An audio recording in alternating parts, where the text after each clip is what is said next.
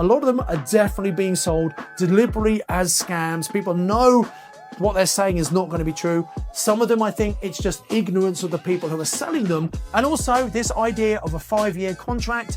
Sometimes in the small print, it says they can break that and give you 2 months notice and give the property back to you, and not necessarily in the condition you gave it to them. So I see people advertising properties as 6-bed licensed HMO, but 1 or even 2 of the rooms, frankly, are not big enough to meet the current standards. Hello and welcome to this episode of the Property Magic Podcast, in which I want to share with you 6 of the biggest scams in property and how you can avoid them.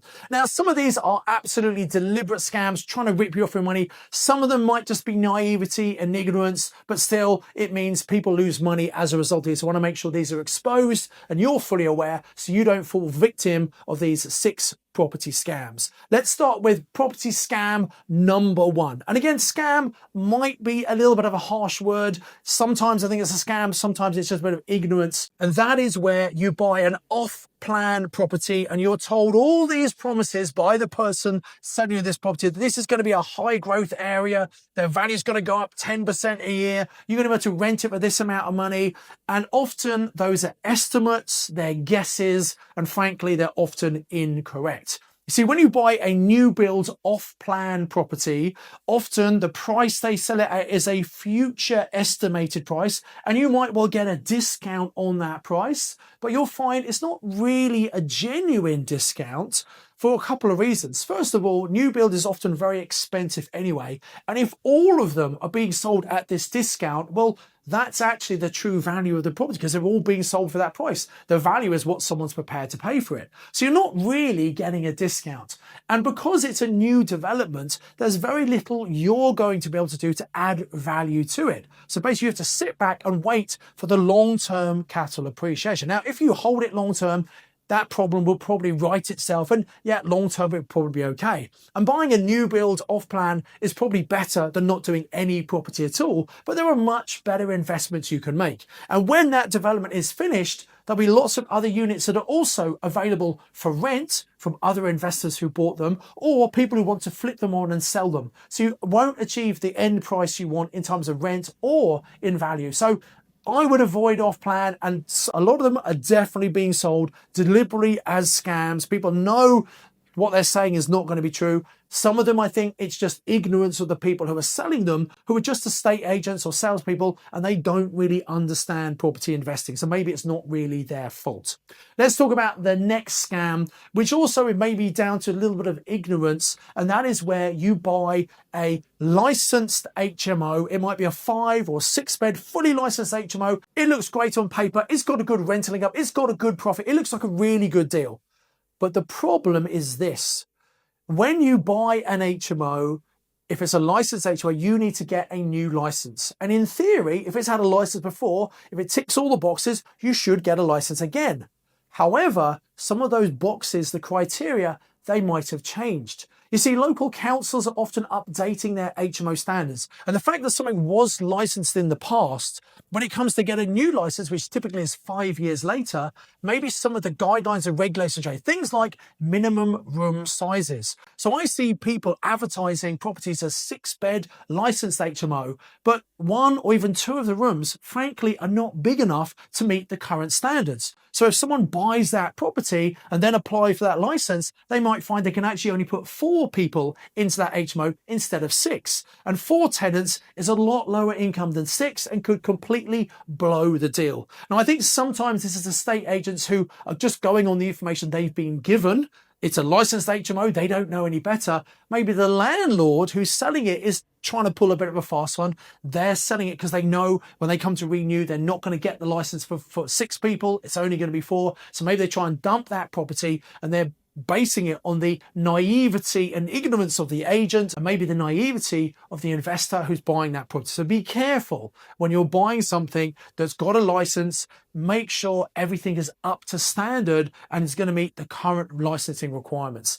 If you're buying in an Article 4 area, you also need to have either full planning permission or a certificate of lawfulness to show that it has been used as an HMO before Article 4 came in and continuously since Article 4s come in. Now, the existing landlord will have to help you get that certificate, but if you don't have that certificate, you won't be able to get a mortgage from a lender to buy that property. So make sure you know what you're doing when you're buying fully licensed HMOs, especially from estate agents. Scam number 3, and this is a big one at the moment. This is where landlords are taking their property and giving it to a charity, a housing association, who is offering them a full repairing and insuring lease. It's a commercial contract for 5 years. Sounds great in theory.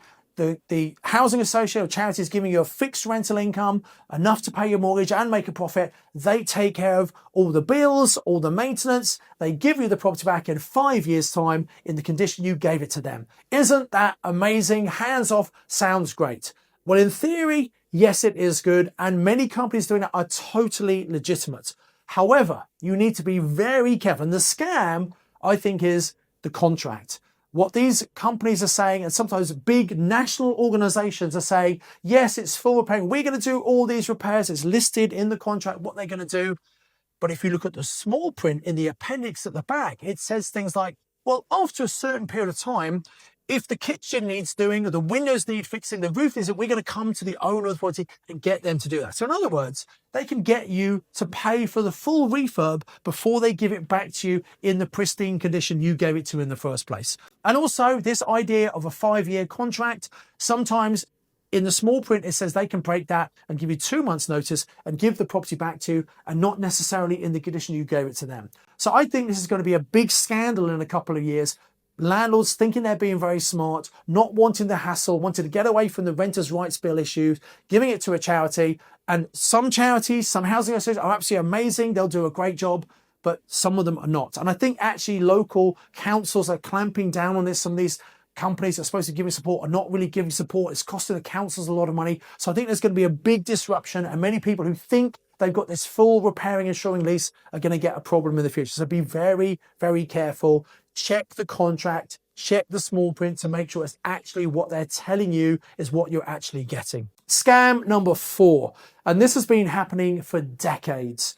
Sometimes someone will try and sell you a property and they'll say it's worth this amount of money, and maybe it's got tenants in place giving you a very high income, and on paper it looks like a great deal. And there are many times this has happened, it's been a scam. Sometimes involving a RICS valuer who is in on the scam and they're artificially valuing. Sometimes you've got contracts in place, people paying a very high rental income, and in fact there are no tenants. It's just all completely made up, and actually once you buy the property, those tenants magically disappear and suddenly you're left with a property you've paid over the odds. You bought it because you had a high rental income. That is not a genuine rental income. So you always need to sense check. Anytime someone gives you a deal, do your own due diligence. If it seems expensive, seems very high rent, question that and make sure if that high paying tenant disappears, given that high rent, will you be able to find someone else paying a similar rent, or you're going to get a lot less? So again, this comes down to doing your due diligence and not automatically trusting what someone selling you the property is telling you is the case. It might not be correct. Number 5, and this happens a lot in the property industry, where you get dodgy and rogue builders ripping off homeowners and property investors. And there are a couple of different scams here. So first of all, you might get a genuine builder who is going to be doing some work on your property, but they say they need a £10,000 or £20,000 upfront deposit. Do not give builders large upfront deposits. Let me explain why. It might be that they're actually on another job and they've misquoted that, they've overspent, and they need to get some money to finish the other job. So the money you're paying is going to finish another job. Now, when they come to your job, they're going to have the same problem, and that's a bad sign. So that's not a good builder. They're not very good at business. You don't want to be working with someone like that. What also happens is sometimes they say they need a big lump of money up front. You give it to them and they just disappear. They were never, ever going to do the work. They might start a job, ask for a big deposit, and then they disappear and you can't find them, can't track them down. Unfortunately, this happens a lot. They change name. It's very difficult to get your money back. So when you're working with a builder, I suggest you get them to give you a written quote and a schedule of what they're going to do when, and you agree a payment plan. Most builders should be able to have a credit account, so you don't need to pay them for materials, and they might pay their team on a weekly basis. So I think it's perfectly reasonable for you to pay someone on a weekly basis based on the work that's actually being done. And that's another scam. People will say, I've done this, done that. If you're not visiting the property and checking, get pictures, make sure they're on track doing the work. Because sometimes they'll charge you for work they've done, but they've been off finishing off another job or trying to get new work. So unfortunately, builders, there are some excellent ones out there, and those are often very busy because people want to work with them. But there are some builders who are not very good, and just they're not very good business people. And sometimes deliberately, sometimes inadvertently, they scam people and rip them off. So be very, very careful when working with builders. And then number 6, the last big scam I see a lot is with property deal sources. Now, there are 2 big scams here that happen. The first one is people say, well, pay me a load of money up front and I'll go and find deals for you. Don't ever, ever do that, because often they've been taught by someone incorrectly by the way to do it. So you can make money, just go and get fees or people that give you a load of cash flow. Don't do that if you're a deal sourcer. Now, a good deal sourcer will go and find a good deal. And then if you want to buy that particular deal, you put down a small reservation fee, £500, maybe £1,000 to take it off market. Then you work quickly to get that deal done and you pay them their fees once the deal completes, okay? Do not pay people up front.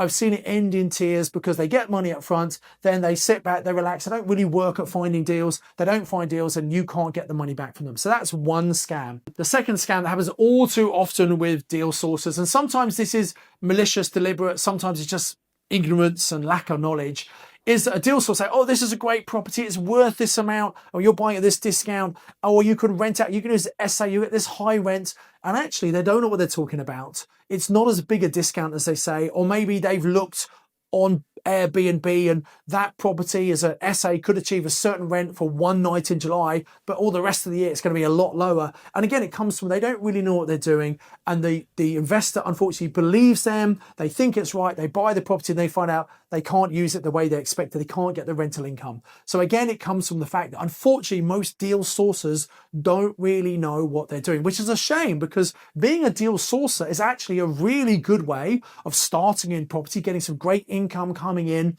You can use that money from fees as deposits for the properties you want to keep. And actually, I teach my clients they should be an investor first.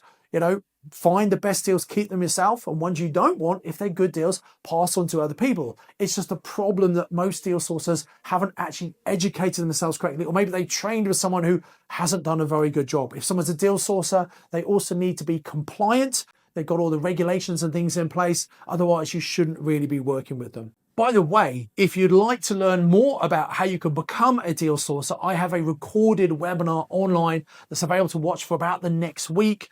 If you click on the link in the description below or in the show notes, you'll be able to get access to that recording of that online training about how to find great deals and more deals than you want, so you can pass other people onto a fee. And by the way, if you don't like the idea of selling, you don't even have to sell. There are other people who can do that for you. So if you want to be a deal sourcer, go and check out that resource. And if you don't want to be a deal sourcer, but you want to find great deals yourself, you might want to go and have a look at that, so you don't need to work with deal sourcers, so you can find your own great deals. So I hope this has been useful for you to understand the 6 big scams that happen in property. There are other ones as well, but these are the main ones. I want to make sure you are aware of them so you don't fall victim to a scam, whether it's deliberate and malicious, or maybe it's just a lack of knowledge and ignorance. Please don't fall for any scams. Until next time, I encourage you to invest with knowledge, invest with skill.